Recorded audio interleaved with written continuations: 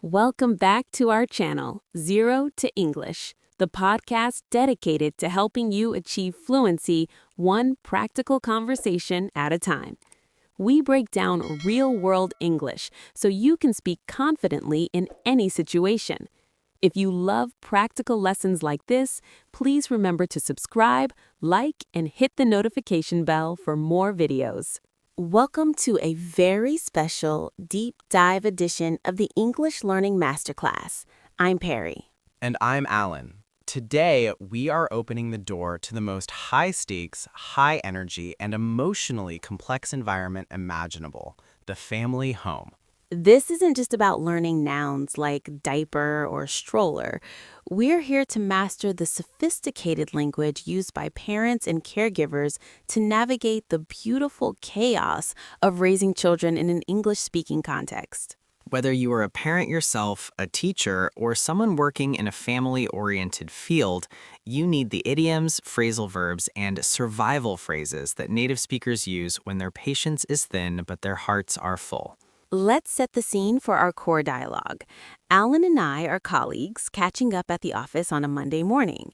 Alan is leaning heavily on the coffee machine, looking like he hasn't slept in several days. Ready, Perry. Good morning, Alan. I was going to ask if you had a relaxing weekend, but judging by the size of that coffee mug and the dark circles under your eyes, I think I already know the answer. Relaxing? I've forgotten what that word even means, Perry. To be honest, I am completely sleep-deprived.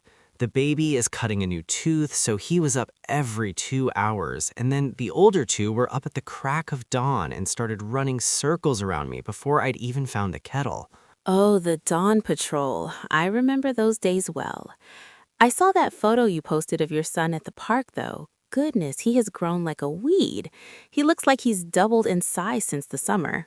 He really has. He's becoming quite a handful, though. We've reached the stage of radical independence.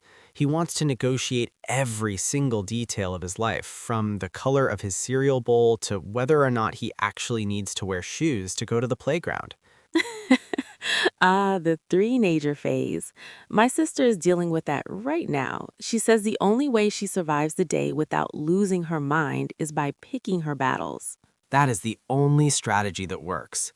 Yesterday, he insisted on wearing his rain boots and a dinosaur mask to a formal birthday party. I just looked at him and thought, is this worth a 40-minute temper tantrum in the middle of the driveway?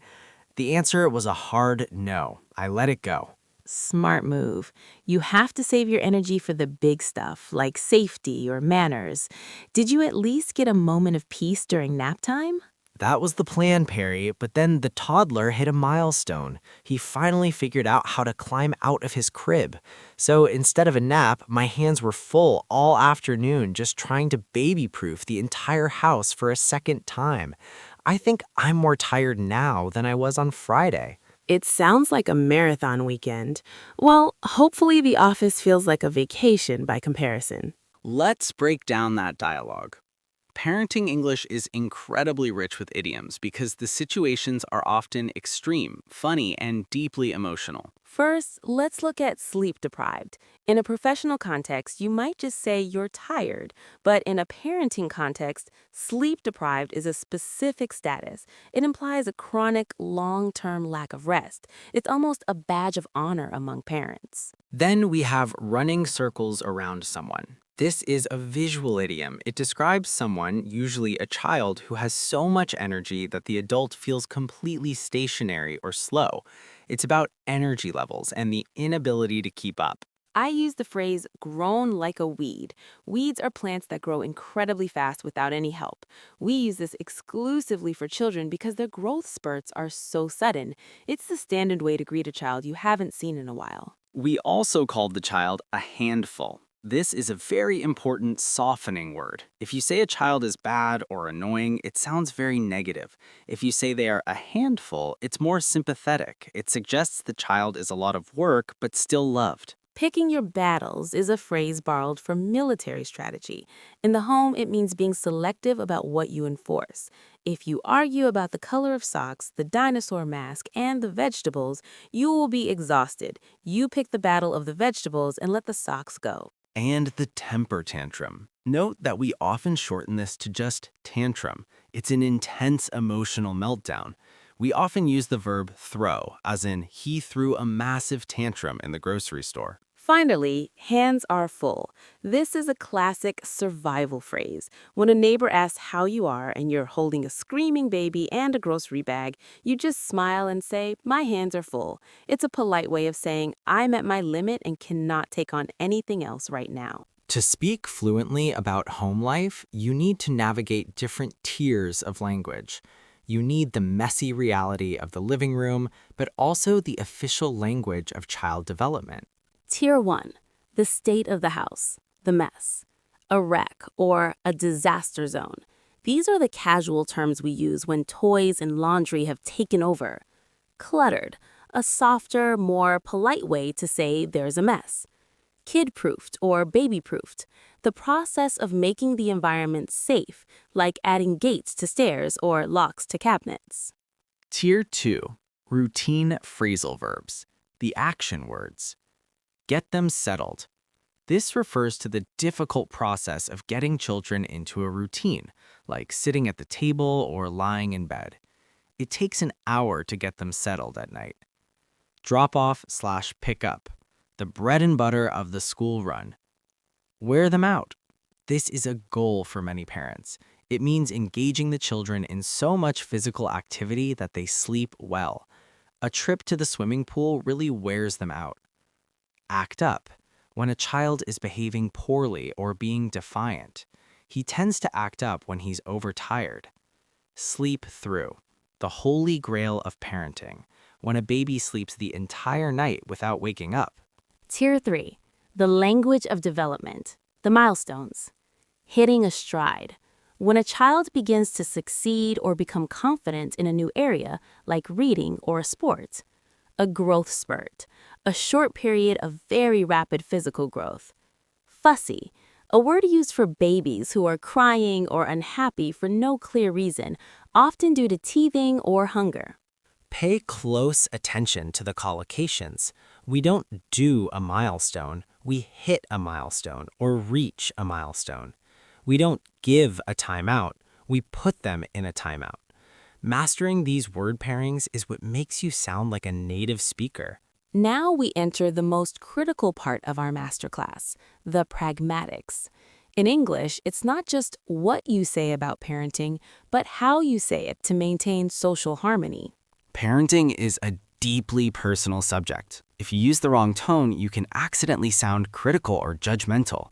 Let's look at the 3 golden rules of parenting pragmatics. Rule 1, the vent and validate social contract.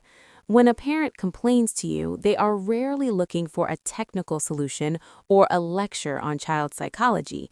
They're looking for solidarity. For example, if I say, my toddler refused to eat anything but crackers for 3 days, and you respond with, you should hide vegetables in a smoothie, you have broken the contract. You have implied that I am failing.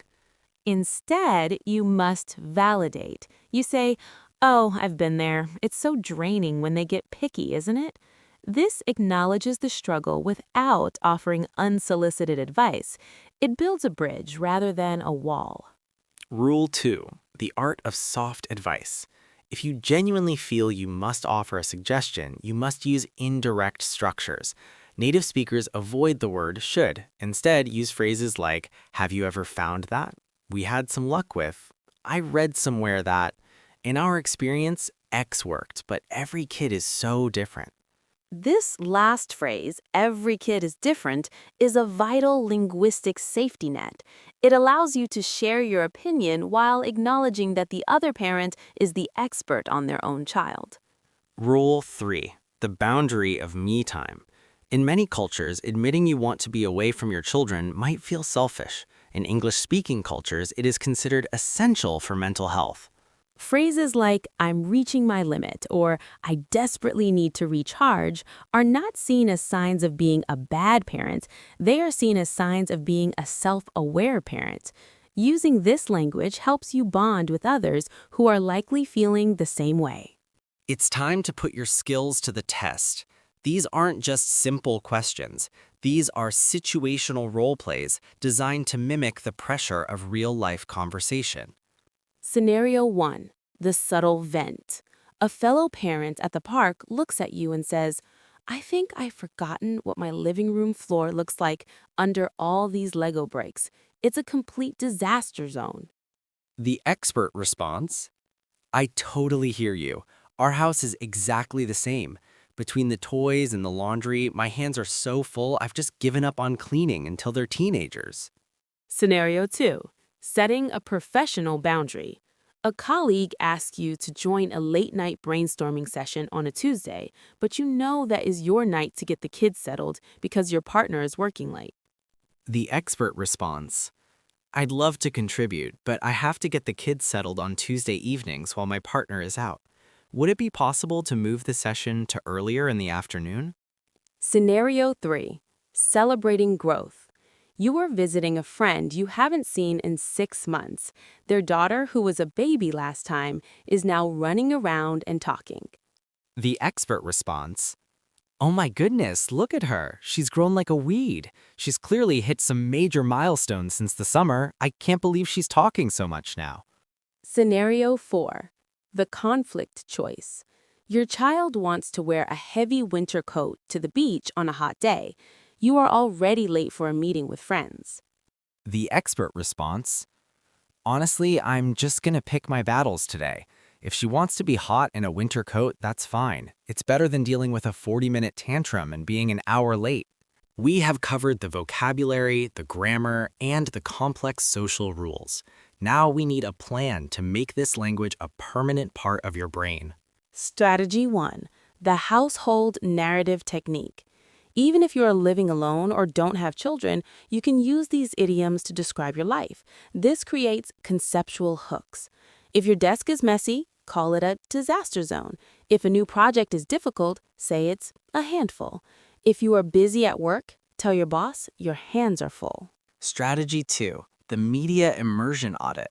Watch modern family-oriented shows like Bluey, Modern Family, or Parenthood. Don't just watch for the plot. Watch for the pragmatics. How do the parents negotiate? What phrases do they use when they are sleep-deprived? How do they react when a child acts up in public?